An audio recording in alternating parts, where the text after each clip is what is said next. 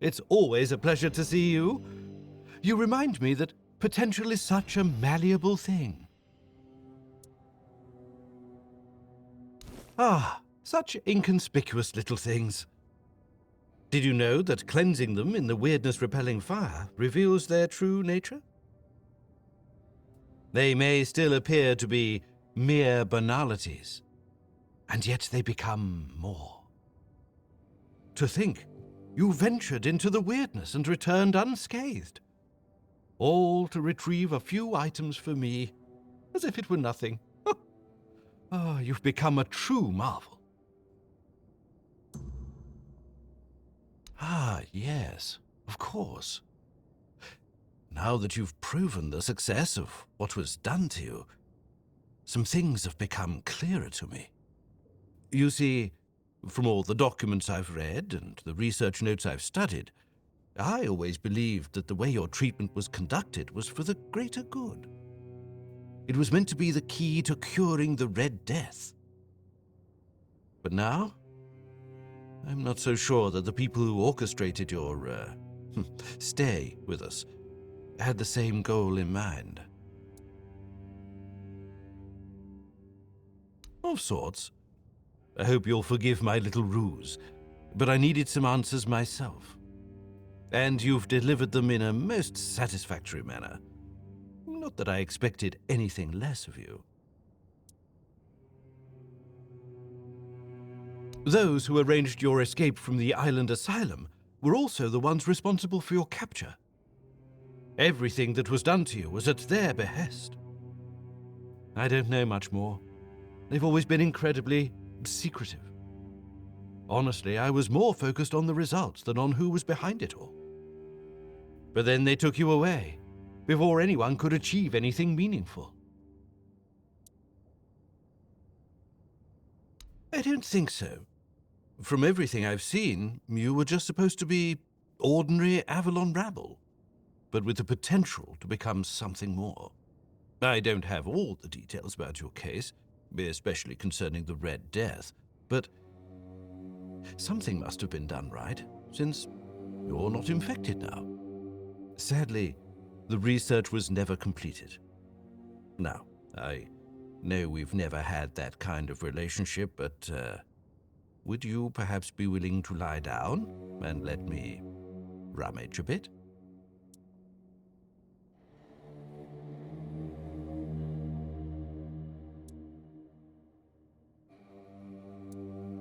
Well, you can't begrudge me for trying. From what I understand, your natural affinity for the weirdness was enhanced. You see, centuries of living on this island have led to more and more people developing a certain tolerance for it. Sometimes that tolerance can evolve into agreeability. It does, however, take time, so you were given a push. As for the exact methods, well, I'll spare you the gory details. Besides, at this point, you know the results better than I do. Speaking of which, would you mind sharing the details of your current state? Really? That was it? What a colossal waste. The man ran from the Red Death in the homelands. How is he supposed to help us now? All that time, all those sacrifices, were they for nothing? What use is a dead king against the plague that followed him across the sea? This may be a battle, but it cannot be won by simply hitting things with a sword. I'm sorry, I just got incensed, as you should, because it means all your suffering was for nothing.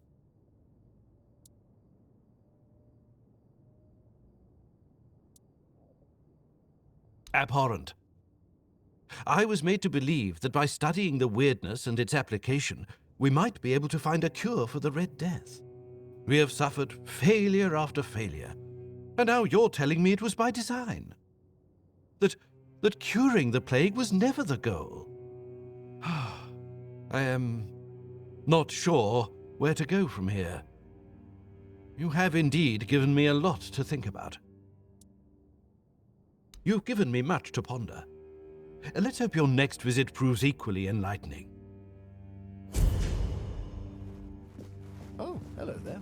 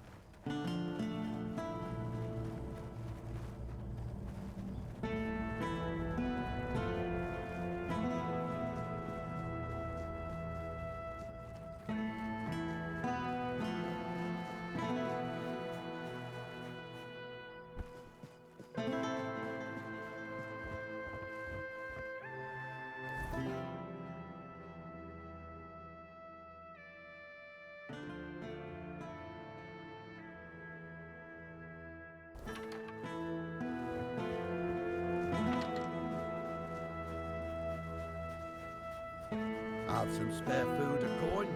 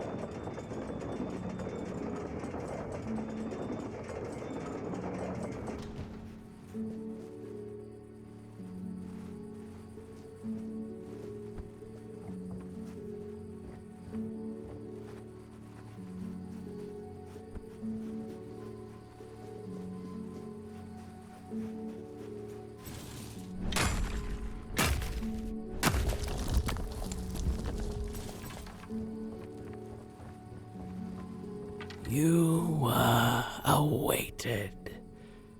In the past, in the present, and in the future. All stages have converged into one. And here you stand. Welcome, Hollow Shell. It is time to begin the next act of your journey. I am the One, the vessel, the bearer of grace, the giver. I have worn many names, but names matter little, except for the prophets. Kai, Kai, Kai, listener of the bleeding heart of the plague, the sanctified pilgrim.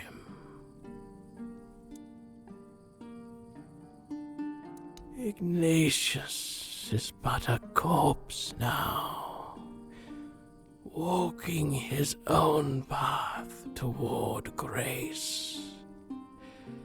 But his journey nears an end.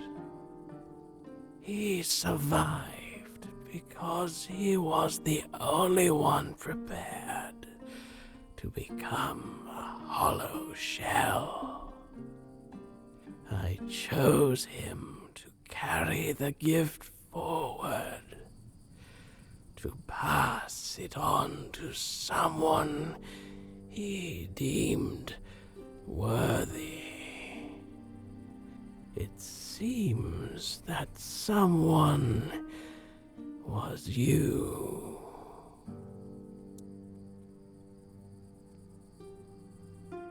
Simple minds with lofty titles, and simpler folk with no standing opened these walls to something they did not understand. Then came the outbreak of terror. The plague claimed this place. Red Death. A holy relic, a fragment of the sanctified body of the prophet.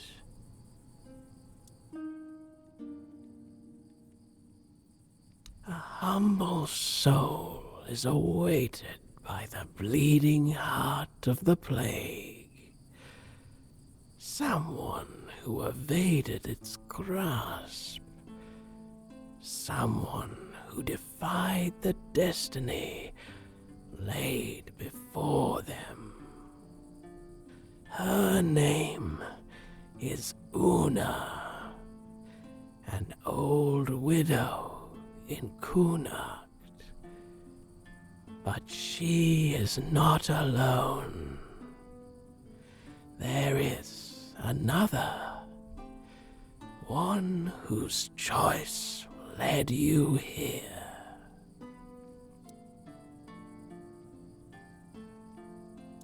Yes, him. His role as the hollow shell must end. His purpose is fulfilled. He is no longer needed. In you, I have found a servant whose perfect obedience will enact the will of Prophet Kai and the Heart. The gift you carry is only the beginning. Much within you must be purged before you achieve perfect obedience before you are ready for the final act. Now, receive the mark of the plague. Pass it on to those I have chosen. When their fates are sealed, return here for the next step to be revealed.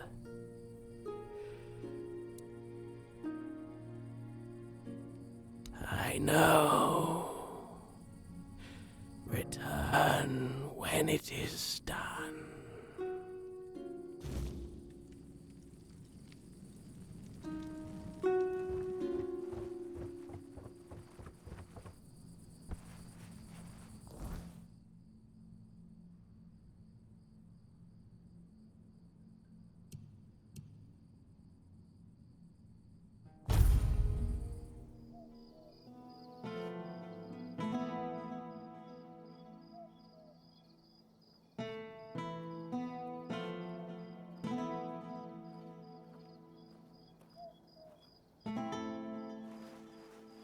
You doing okay?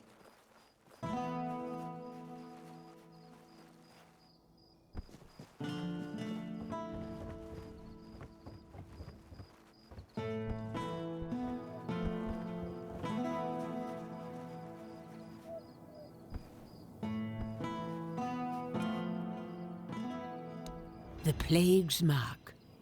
So, it has come for me at last. I always knew it would. I prayed for my family, but never for myself. Perhaps this is why. No, my prayers are said. My heart is prepared. Thank you for bringing me this warning. It's more than most receive. Go now. Death will come when it's ready. There's no need for you to linger and watch.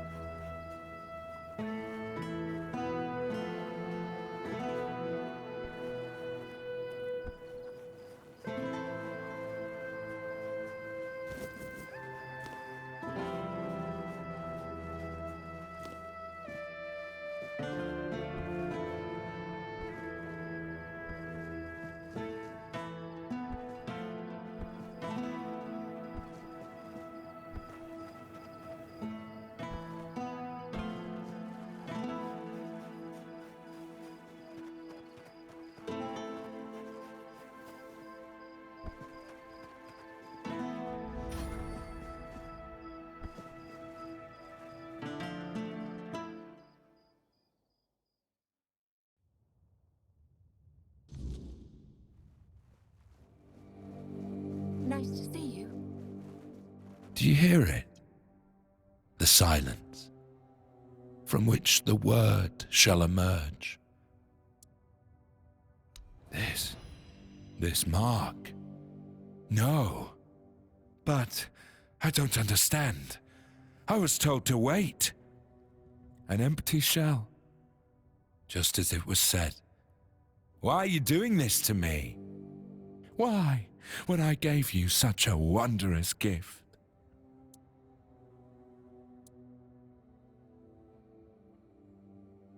It's hard to hold faith in destiny when staring at the mark of the plague. But I must remain strong. I must remain the hollow shell, perfectly obedient.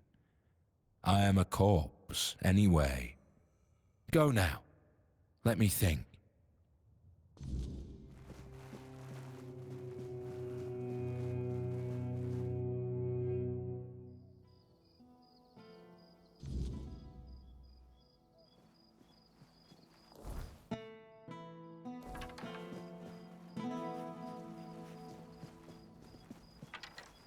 Have some spare food or coin?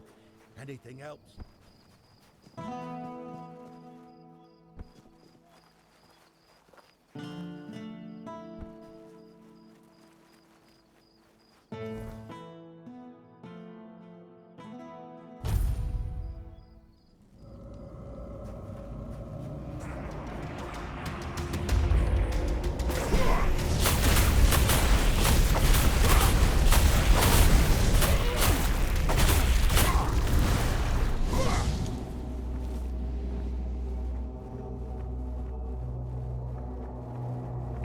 You are back.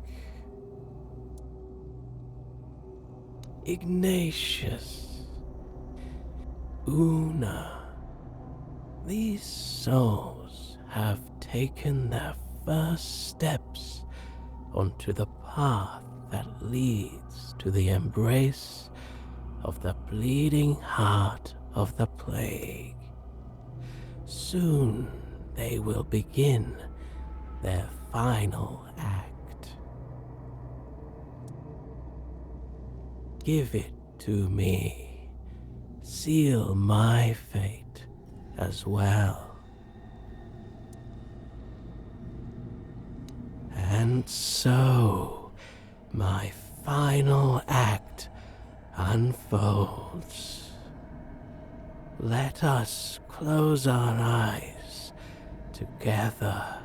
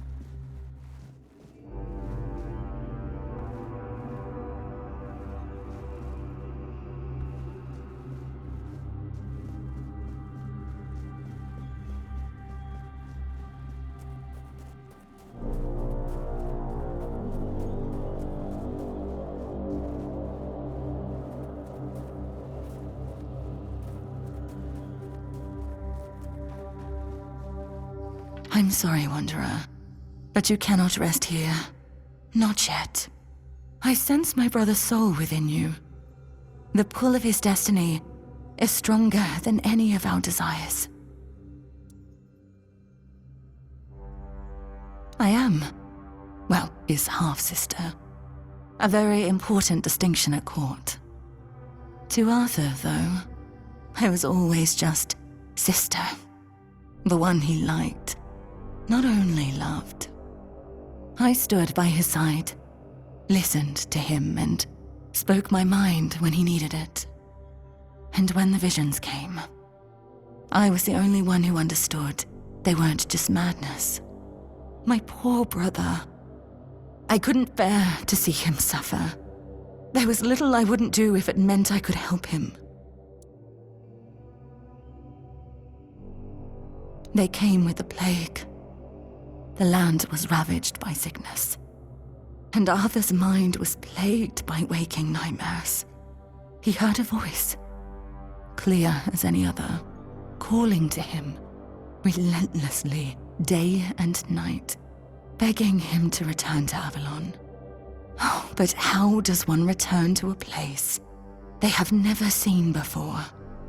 He'd come to me in the dead of night, afraid he was going mad. But I knew better.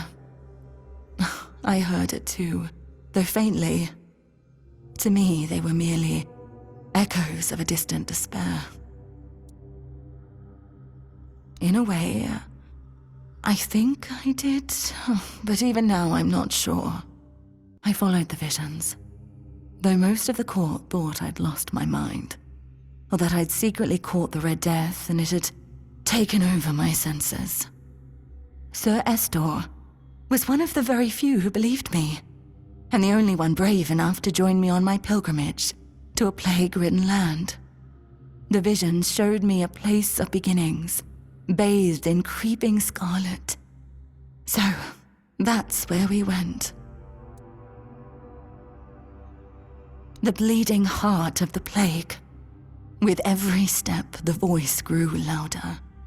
And when I finally saw it, it felt as though it was beating inside my own chest. Each heartbeat was like a knife twisting, a festering wound that could never heal. That's when I understood. The homelands are lost, and Avalon is truly our only salvation. There was something almost human about it, and yet it was so terribly alien. It was like staring at your own reflection in a distorted mirror. Everything seemed familiar, yet profoundly wrong. I've had centuries to reflect on it, and I think I've almost uncovered the truth. A truth that's both simple and devastating. The heart is a grief made manifest. The sorrow of a mother who lost her child.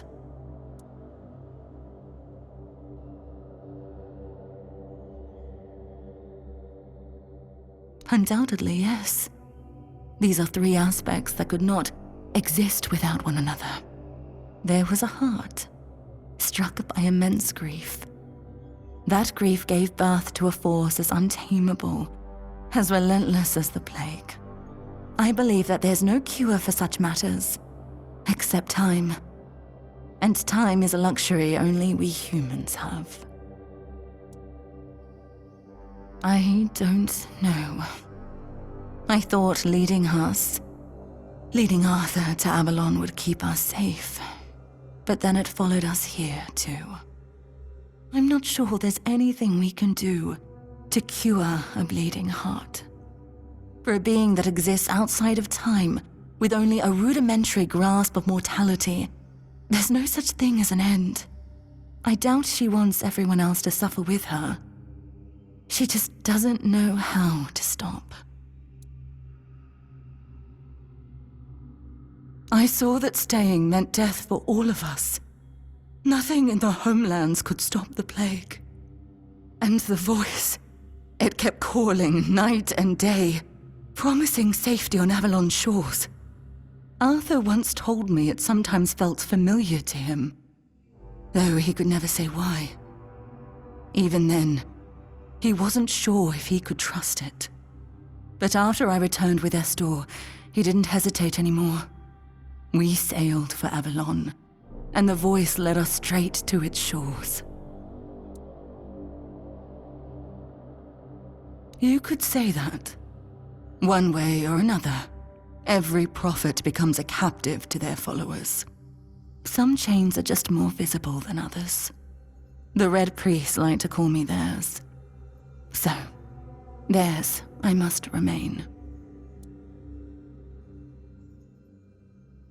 After we left the homelands, people started listening to me.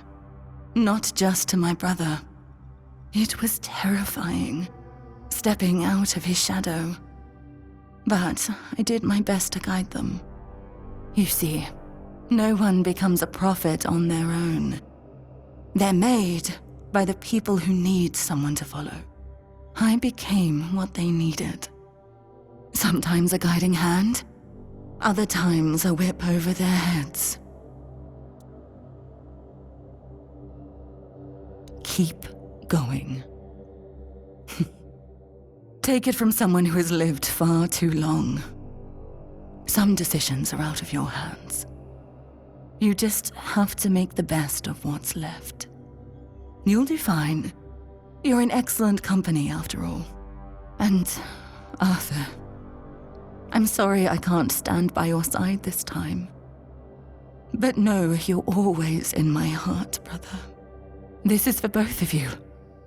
May we all find peace at the end of this path. Please, take care of my brother. Now go. There's nothing more for you here.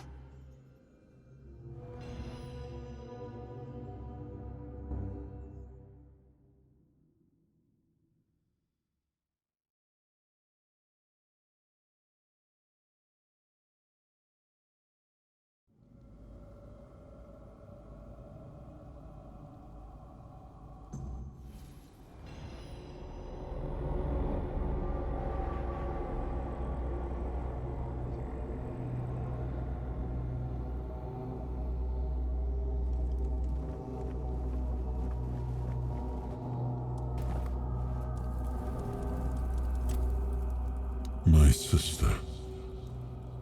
I didn't think I'd ever see her again. She was gone. I've always felt like I failed her. I was her older brother, and it was my responsibility to protect her. And yet, she ended up taking care of me. And she paid dearly for it. I'm still not sure. Kai always stepped into whatever role was needed and made it fit her perfectly. Blind devotion was never something she sought, but if she thought it served a purpose, I know she wouldn't hesitate. I want to see her only as my beloved sister, but that was never all she was. A half-sibling is only halfway to being a bastard, even if acknowledged. Like Morgaine, Kai wasn't well respected at court. But unlike Morgaine, she never met disdain with more disdain. Just pity. The narrow-mindedness of others usually only saddened her. I do. I always have. She always stayed calm, no matter what was thrown at her. I don't think I ever saw her hesitate. When she made a decision, she was certain. I miss her presence and her counsel. Maybe things would have turned out differently if she'd been by my side. Morgaine was proud, and she wore that pride like spiky armor. She was also stubborn, never able to admit she was wrong. Kai was different. Softer, but not weak. Quietly unyielding, full of unwavering conviction. Sometimes I envied her for that. But most of the time I was simply grateful.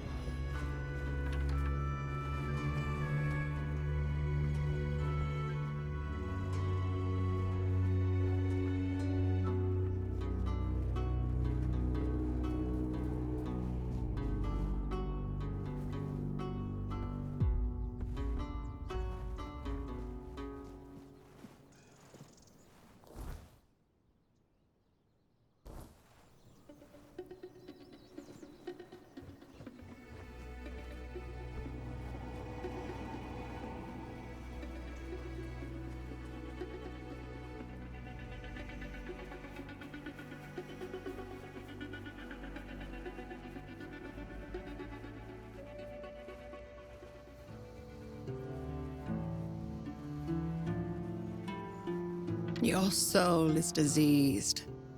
There is something poisoning it. But it isn't the Red Death, is it? I can't sense that in you. Yet I detect a trace of wordness. It looks like your fate was sealed. But then something shifted your life's direction. You're an intriguing one. I am Carla.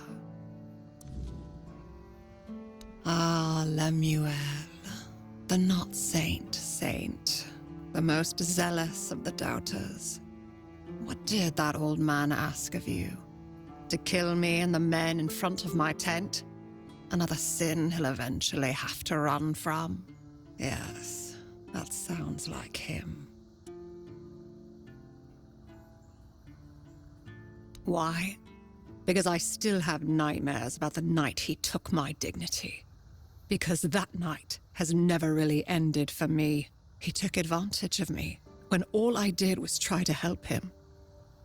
Then he fled. It's not something one can forgive easily. I certainly can't.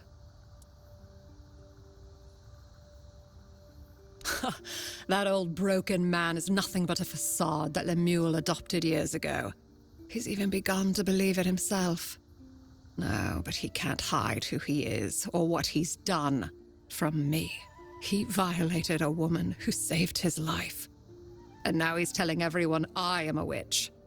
He says he did it because I bewitched him. He's a defiler. And sooner or later, he'll hurt someone again.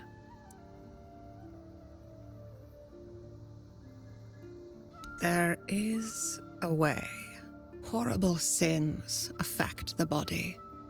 They petrify it, even though such a thing may not be visible to the naked eye. When you find Lemuel, simply whisper a spell to him. Quiran, shon piakai istich aranj korb. And then bring him to me.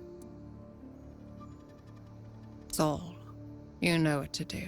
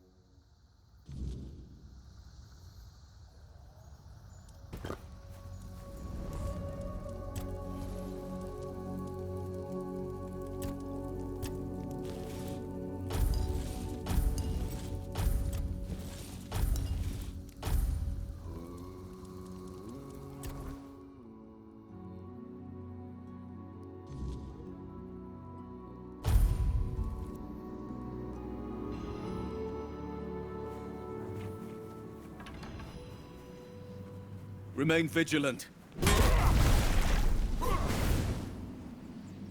Stay sharp. You'll pay for that insult.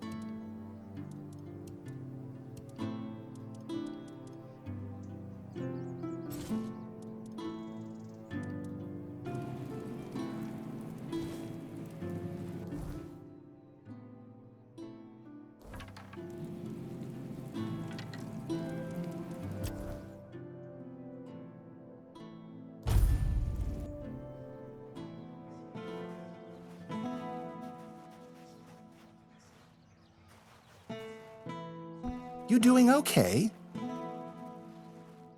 Good day.